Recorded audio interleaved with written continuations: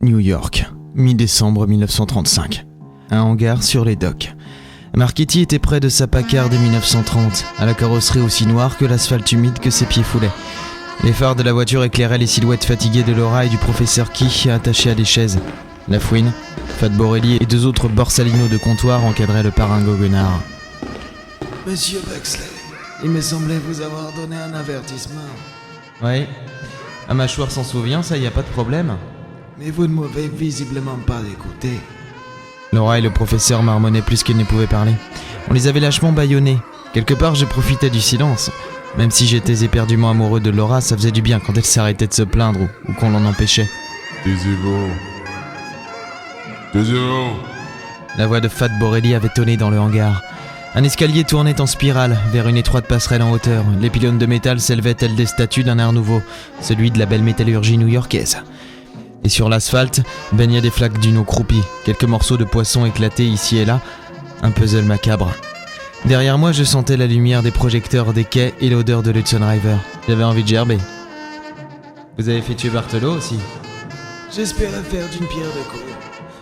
Vous savez tout, n'est-ce pas? On peut dire ça maintenant que vous retenez mes amis en otage. Je sais que vous avez écrit un faux testament dans lequel Charlène vous léguait l'argent de sa famille, qu'elle ne pensait même pas posséder puisqu'elle n'en connaissait même pas l'existence. Utile ce Bartolo, le notaire. Je sais que vous avez fait en sorte que Steiner rejoigne Charlène dans la petite salle l'autre soir. Il a agi exactement comme vous le pensiez. Il a trouvé Charlène morte, et comme un con, il a pris le revolver que... Je suppose que c'est la Fouine, ouais, il a une bonne tête de vainqueur. Le revolver que la Fouine avait utilisé pour abattre votre petit ami, et qu'il avait laissé en plan à côté. Steiner, ses empreintes sur la crosse, vous aviez de quoi donner à bouffer aux flics. Pas mal. Facile. Ingénieux plutôt. Qu'est-ce que vous voulez maintenant? Vous auriez pu me faire abattre tout simplement. Je veux le testament. Je ne l'ai pas. Vous mentez. Je vous emmerde. Tony. Vous me cherchez. Vous êtes devant moi. Tony. Le testament, monsieur Baxley, où je devrais commencer à tuer de sang-froid votre cher professeur, quand bien même fut-il un ami pour moi. L'amitié est sacrée pour vous. Tony. Quoi? Qu'est-ce que tu veux, toi? Qu'est-ce que t'as à m'appeler? Si tu veux me dire quelque chose, dis-le, vas-y, te gêne pas. Où est-ce qu'il est, leur copain? L'autre, avec le micro-perche. Marchetti m'a aussitôt lancé un regard noir. J'ai souri à l'attention de Laura et du professeur, toujours assis sur leur chaise. J'ai fouillé mes poches pour en ressentir 2 boules de coton et les ai enfoncées dans mes oreilles. Ça allait atténuer le son, c'était déjà ça. Où est-il? Vas-y Bart, tu peux leur dire. Je sais pas, c'est moi. Le bruit qui fait mal. Marchetti et ses amis de la forêt plièrent comme des bouts de bois qu'on essaye de briser, résistant tant bien que mal, portant leurs mains à leurs oreilles. Laura et le professeur s'agitèrent sur leurs chaises, leur visage grimaçant sous leurs bâillons. Je pouvais pas leur prévoir du coton. Et comment aurais-je fait pour les leur apporter sans que Marchetti ne se doute de quelque chose? Le son passait tout de même, moins fort, moins douloureux. J'ai foncé. Un coup de pied dans la tête de la Fouine qui se pliait en deux, un coup de poing dans le ventre de Borelli aurait été stupide, alors je lui ai frappé les parties. Quant aux 2 autres, un coup de poing a suffi à les déstabiliser. Le son s'atténuait. J'ai détaché le professeur et Laura aussi vite que j'ai pu. Mon Dieu, monsieur Buxley, monsieur Bartholomé m'a déchiqueté les oreilles, c'est le mot. Bugs, dépêchez-vous de me détacher les mains. Ça vous écorcherait la gueule de me dire merci? Attention! Fat Borelli, la Fouine, les 2 sbires. Ils s'étaient relevés un à un, sortant leurs flingues de sous leur veste au ralenti. Mais à peine avaient-ils eu le temps de nous viser que les coups de feu retentirent. Tout s'était passé très vite. Seulement voilà, ni le professeur, ni Laura, ni moi n'avions d'armes. Quant à Bart, il était apparu à l'entrée du hangar près de la grande porte, l'air hébété. Juste dans la lumière des projecteurs, 7 hommes en imperméable et feutre noir brandissaient leurs sulfateuses. Je ne comprends rien à cette histoire. Qui sont ces hommes? Vous avez vu, je vous ai sauvé. Bon, ils sont arrivés après, d'accord, mais au début, c'est moi qui vous ai sauvé, hein. Laura? Je sais ce que vous vous demandez, Buxley. Ces hommes assurent notre protection. Contre Marchetti? Non, Marchetti est certes un homme puissant ici. Il a ses entrées dans la police, ce qui lui évite beaucoup d'inculpations. Mais on n'achète pas des agents des services secrets américains. Le chef. Il était confortablement assis dans un fauteuil cuir, dans son bureau surplombant des rangées de machines à écrire. Des femmes, des hommes, vêtus d'habits sombres, se mouvaient comme des ombres dans le grand building où nos sauveurs nous avaient menés 2 heures plus tôt. Laura restait dans un coin de la pièce, droite et belle, mais austère. Le professeur, Bart et moi tentions de comprendre ce qui nous arrivait. Des agents secrets? Des agents secrets, c'est trop de la Mais merde. attendez, je ne comprends pas tout, monsieur... Monsieur? Appelez-moi chef. Vous n'êtes pas mon chef. Appelez-le juste chef, Bugs. Ne nous contrariez pas. Vous contrariez? Vous êtes avec qui, Laura? Nous ou ces types qui sortent d'on ne sait où? C'est à ces types que vous donniez les notes du professeur? Mes notes? Mais comment ça? Laura, expliquez-vous! Je suis votre père adoptif! Vous me cachez des choses? Ouais, sous sa jupe, ouais. Mademoiselle Laura pas. Laura a acquiescé d'un signe de tête. Elle paraissait plus forte, plus digne qu'avant, plus fermée également. Comme si sur son visage ne pouvait transparaître aucune émotion. Avant que nous partions de Londres en février, professeur, j'ai été contacté par les services secrets américains.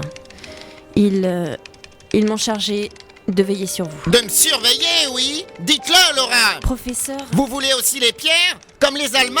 C'est justement parce que les Allemands les veulent que nous avons chargé Mademoiselle Laura pas de nous tenir au courant de vos recherches. Nous savons que la baronne von Schmoll et le général Glott von Glott sont sur vos traces, professeur Key. Ce bruit de machine à écrire m'énerve. C'est trippant, on se croirait dans un film d'espionnage. Bart, tu ferais mieux de la fermer, rien n'est plus drôle. Plus rien n'est marrant. Même si tu pètes, c'est pas marrant. C'est décalé, mais pas marrant. Voilà pourquoi nous vous surveillons depuis votre arrivée à New York. Ici, nous pouvons les arrêter, les retarder pour des histoires de visa, improvisées, mais jusqu'ici rien. Ils ne sont pas apparus. Pourtant, nous sommes sûrs qu'ils ont pris connaissance de vos avancées. Comment ? Force est de reconnaître que leur homme de main, Kim Wilde, est assez fort. Il nous a menti. Depuis le début, Laura. Depuis le début, vous nous cachiez cela. professeur, c'est... Vous auriez dû me prévenir, Laura. Je me sens trahi. Espionné par sa propre fille. Professeur, le gouvernement américain nous donnera l'argent nécessaire pour continuer vos recherches. Acceptez, professeur. C'est ça, acceptez. Et dès que nous aurons mis la main sur les pierres, le gouvernement américain s'en servira.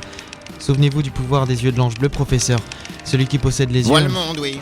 On peut voir ce que font nos ennemis, je sais. Et ça leur servira pas pour regarder dans les douches des filles. Préféreriez-vous que les yeux tombent aux mains de l'ennemi ? Acceptez, professeur. Nous n'aurons plus de problème d'argent. Je suis désolée, mais si je vous l'avais dit, ça aurait été mettre en danger les yeux de l'ange bleu plus que nous. Si jamais les Allemands nous avaient retenus prisonniers ou même nous avaient éliminés, les Américains étaient les derniers remparts contre eux. Les nazis ne savent toujours pas que nous connaissons l'existence des pierres. Nous agissons dans l'ombre pour eux. Eux agissent en pleine lumière pour nous, grâce à vous. C'est le seul moyen de finir cette quête, professeur. Nous sommes à 2 doigts de réussir. Dites ça à un manchot, Laura. Si je comprends bien, cette quête ne m'appartient plus, alors. Elle ne vous a jamais appartenu, professeur Key. Monsieur À vous de Buxley? décider, professeur. Moi, j'essaie de digérer, de savoir jusqu'où Laura nous a menti. Je ne vous ai pas menti. Alors très bien. Ce que nous allons découvrir, les enfants, va changer le cours de l'histoire. J'ai sursauté. Cette phrase, je l'avais déjà entendue quelques mois auparavant à Londres, dans mon rêve éveillé. Et bizarrement, elle sonnait comme le début d'un compte à rebours.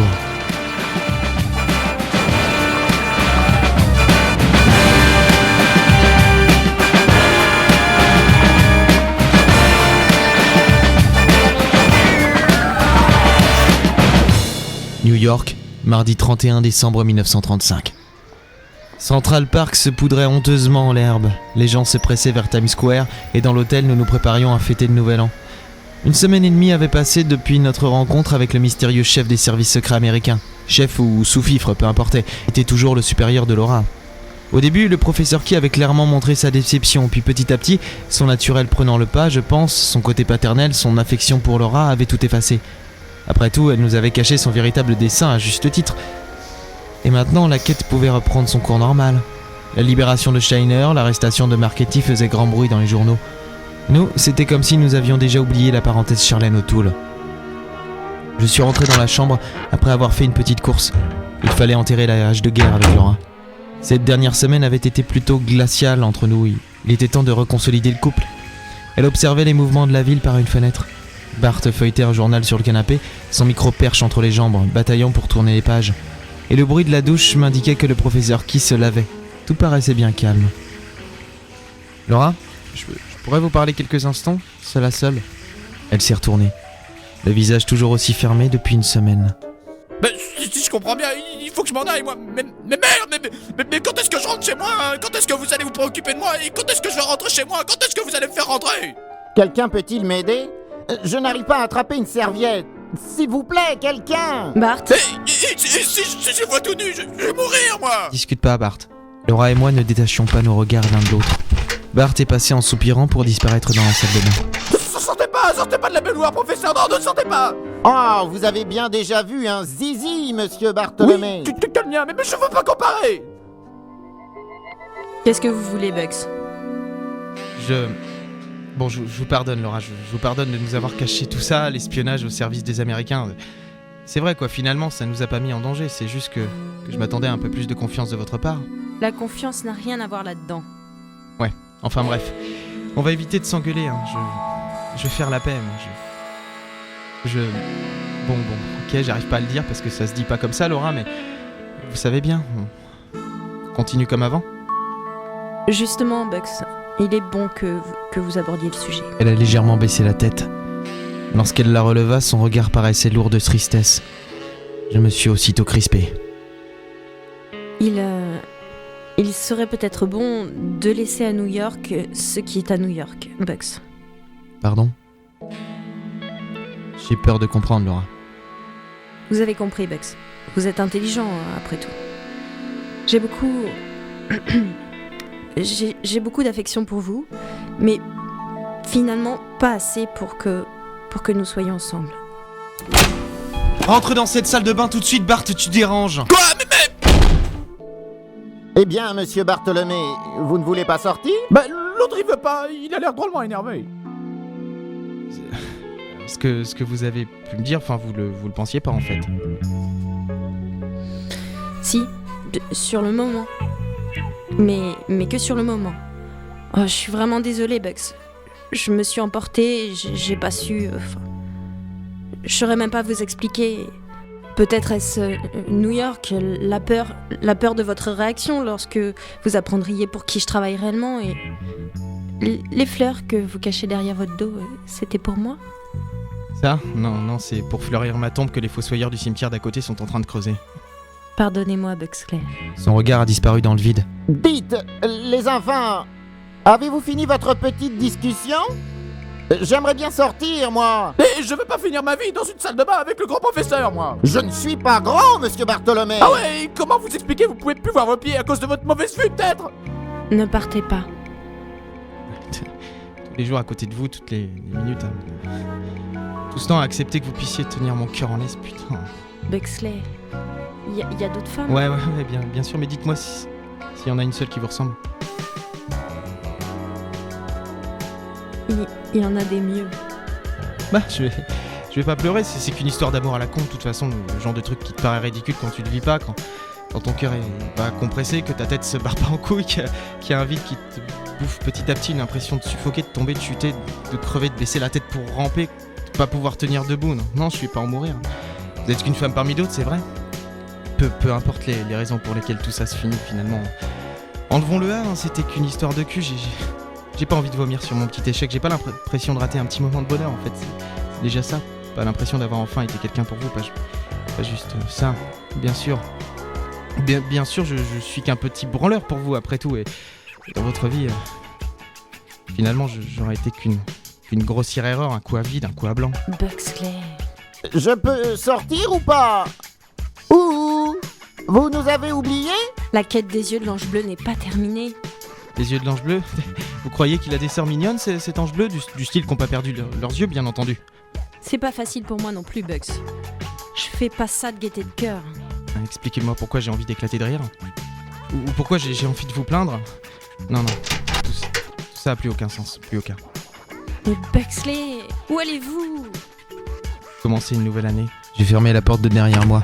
Comme on fait en se passer, comme on claque sa mémoire, comme on écrase ses souvenirs avec cette envie de rendre ce qui vous arrache la gorge. Laura? Et il est où, Buxley? Il est parti chez une pendule ou quoi? À quoi vous attendiez-vous, Laura? Vous avez joué avec lui, avec ses sentiments. Tout ça a été bien trop rapide pour lui. Ce n'est encore qu'un enfant. Non, plus maintenant. Il ne reviendra pas, professeur. Comment ai-je pu être aussi stupide, me laisser aller de cette manière?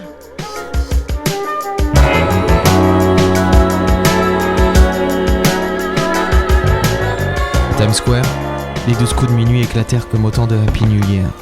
Et dans Central Park, Sur la neige, les gens se prenaient dans les bras, les amoureux s'embrassaient. J'ai vu un couple sur le banc. Je leur ai jeté des boules de neige avec des pierres dedans. Je hais les amoureux.